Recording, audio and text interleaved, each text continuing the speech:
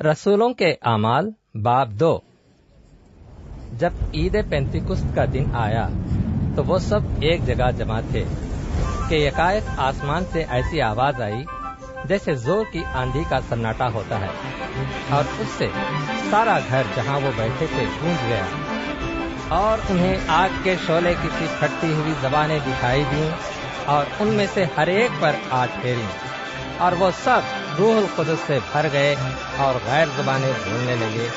जिस तरह रूह ने उनको बोलने की ताकत बख्शी। और हर कौम में से जो आसमान के तले है, खुदा तरस यहूदी यरूशलेम में रहते थे, जब ये आवाज आई तो भीड़ लग गई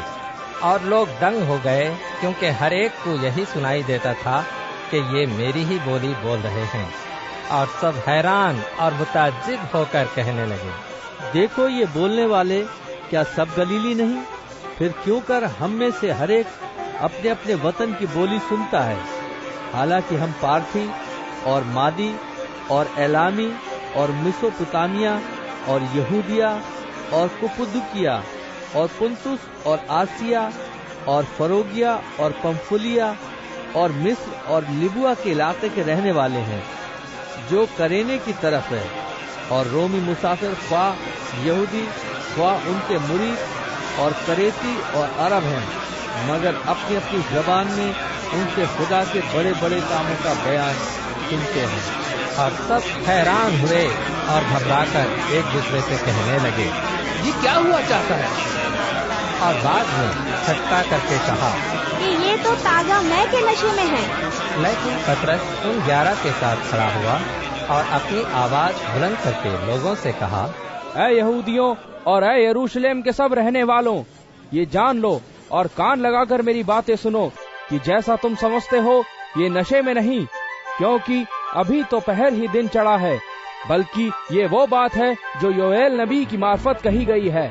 खुदा फरमाता है कि आखिरी दिनों में ऐसा होगा कि मैं अपनी रूह में से हर बशर पर डालूंगा, और तुम्हारे बेटे बेटियां नबूवत करेंगी, तुम्हारे जवान रोया और तुम्हारे बुढ़े ख्वाब देखेंगे, बल्कि मैं अपने बंदों और बंदियों पर भी उन दिनों में अपनी रूह में से डालूंगा और वो नबूवत करेंगी। और मैं ऊपर आसमान पर अजीब काम और नीचे जमीन पर निशानियां यानी खून और आग और धुएं का बादल दिखाऊंगा। सूरज तारीक और चांद खून हो जाएगा, पेशतर इससे कि खुदावन का अजीम और जलील दिन आए, और यूं होगा कि जो कोई खुदावन का नाम लेगा नजात पाएगा। ऐ इस्राएलियों, ये बातें सुनो कि यीशु नासरी एक शख्स था, जिसका खुदा की तरफ से होना तुम पर उन मोजिज़ों और अजीब कामों और निशानों से साबित हुआ जो खुदा ने उसकी मार्फत तुम में दिखाए। चुनाची तुम आप ही जानते हो, जब वो खुदा के मुकर्ररा इंतजाम और इल्म साबिक के मुआफिक पकड़वाया गया, तो तुमने बेशरा लोगों के हाथ से उसे मसलूब करवाकर मार डाला, लेकिन खुदा ने मौत के बंद खोलकर उसे जिलाया, क्योंकि मुमकिन न था कि वो उसके कब्जे में रहता। क्योंकि दाऊद उसके हक में कहता है, मैं खुदावंद को हमेशा अपने सामने देखता रहा, क्योंकि वो मेरी दाहिनी तरफ है, ताकि मुझे जुम्बिश न हो। इसी सबब से मेरा दिल खुश हुआ और मेरी जबान शाद, बल्कि मेरा जिस्म भी उम्मीद में बसा रहेगा, इसलिए कि तू मेरी जान को आलमे अरवा में ना छोड़ेगा और ना अपने मुकद्दस के सड़ने की नौबत पहुंचने देगा। तूने मुझे जिंदगी की राहें बताई, तू मुझे अपने दीदार के बाइस खुशी से भर देगा।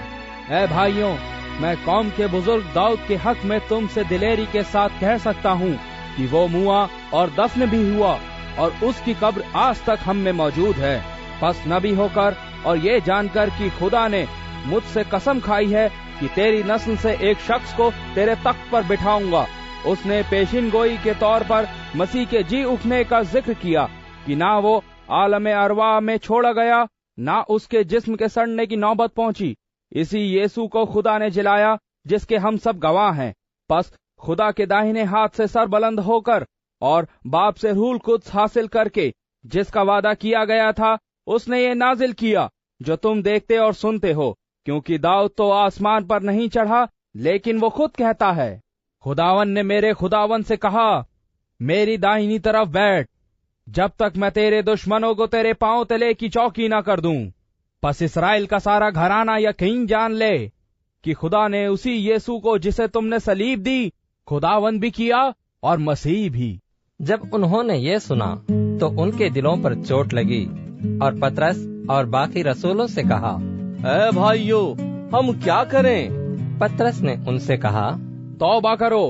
اور تم میں سے ہر ایک اپنے گناہوں کی معافی کے لیے یسوع مسیح کے نام پر بپتسمہ لے،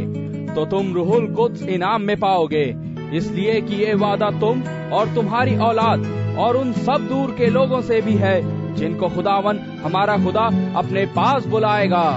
اور اس نے اور بہت سی باتیں جتا جتا کر انہیں یہ نصیحت کی، اپنے آپ کو اس ٹیڑھی قوم سے بچاؤ۔ بس جن لوگوں نے اس کا کلام قبول کیا انہوں نے بپتسمہ لیا، اور اسی روز 3000 آدمیوں کے قریب ان میں مل گئے، اور یہ رسولوں سے تعلیم پانے اور رفاقت رکھنے میں اور روٹی توڑنے اور دعا کرنے میں مشغول رہے، اور ہر شخص پر خوف چھا گیا، اور بہت سے عجیب کام اور نشان رسولوں کے ذریعے سے ظاہر ہوتے تھے، اور جو ایمان لائے تھے وہ سب ایک جگہ رہتے تھے اور سب چیزوں میں شریک تھے، اور اپنی جائیداد اور اسباب بیچ بیچ کر ہر ایک کی ضرورت کے موافق سب کو بانٹ دیا کرتے تھے، اور ہر روز ایک دل ہو کر ہیکل میں جمع ہوا کرتے اور گھروں میں روٹی توڑ کر خوشی اور سادہ دلی سے کھانا کھایا کرتے تھے، اور خدا کی حمد کرتے اور سب لوگوں کو عزیز تھے،